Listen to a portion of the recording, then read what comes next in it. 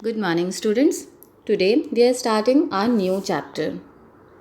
That is chapter 15, The Struggle Towards Freedom. So, before starting this chapter, first tell me when we got freedom. हमें हमारी country को freedom कब मिला? 15th August 1947. We got freedom, but how? कैसे? What happened on that time? हमें freedom Britishers से मिला तो क्या ब्रिटिशर्स इंडिया आए थे? There are so many questions, so let's begin. In earlier time, बहुत पहले, India was known as for its wealth. India को गोल्डन बर्ड कहा जाता था, मीन्स सोन चिड़ैया. You must have listen that. India was well known for spices, means मसाले, cotton, silk textile, pearls, मोती, ज्वेलरी. इन सभी चीज़ों के लिए India was famous in all over the world. Then some other countries thought about the trade relation with India, means Arab, Greeks, Roman जैसे कई India में बिजनेस या ट्रेड के एम से आए.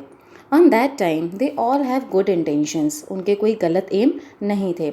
उसके बाद कई यूरोपियन कंट्रीज़ भी इंडिया के साथ ट्रेडिंग में इंटरेस्टेड रहीं. In all them, Portuguese were the first to reach India. Portuguese means जो पुर्तगाल में रहते थे. पुर्तगाल क्या है? एक जगह का नाम. And the name was Vasco da Gama. You are seeing this picture? Who is he? Vasco da Gama. He first reached Calicut. Calicut क्या है? A city in state of Kerala, South India में. Clear?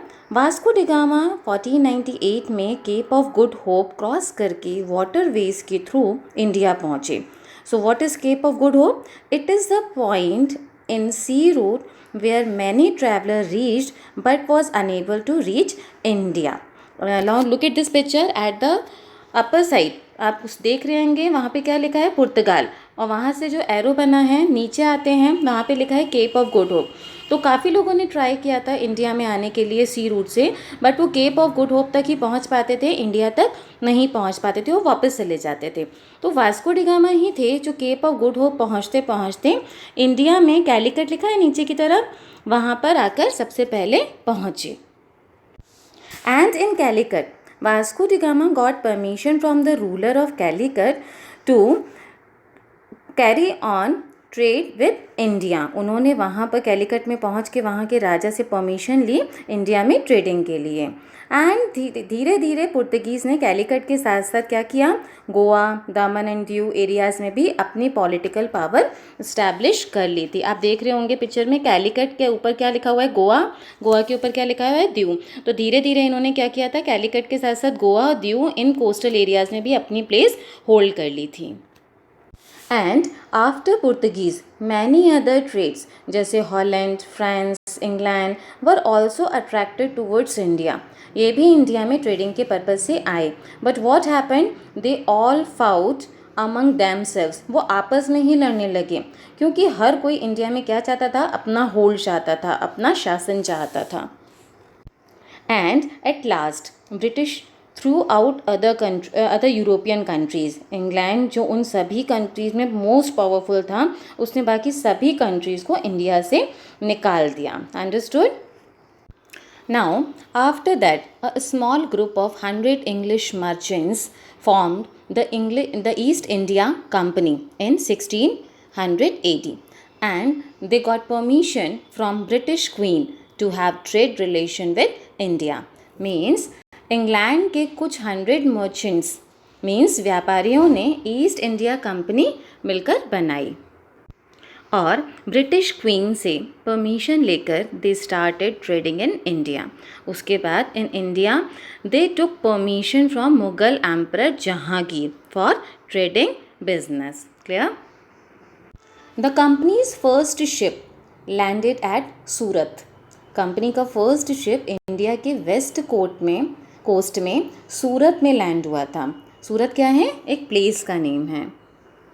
And later on they built settlements and godown called factories where at Madras, Calcutta and Bombay.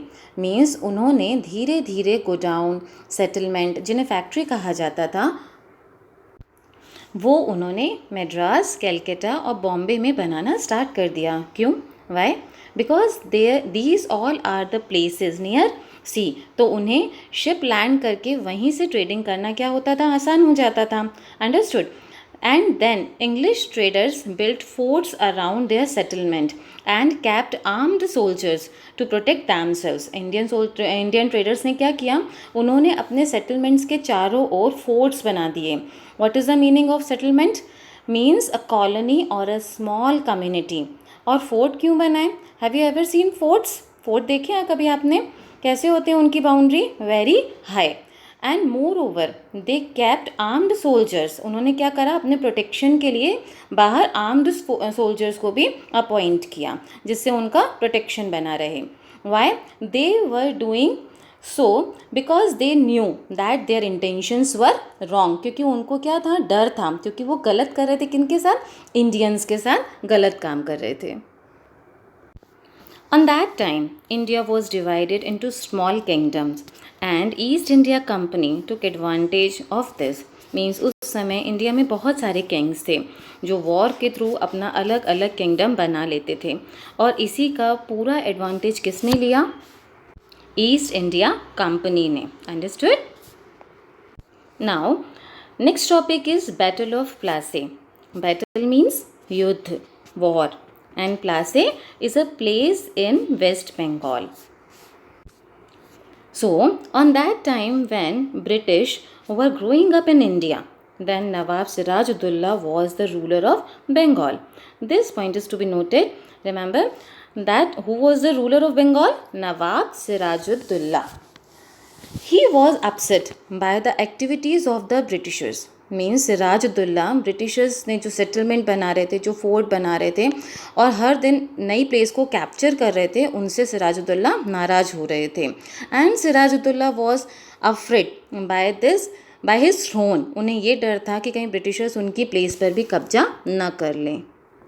Then he asked the Britishers to remove their armies and guns from the fort at Calcutta. उन्होंने Britishers को कैलकाटा से अपनी army, gun सब हटाने को कहा, but Britishers मानने वाले थे? No. But Britishers refuse to do so. वे नहीं गए वहाँ से। Then a battle was fought at Plassey in 1757 between the forces of Nawab and the Britishers.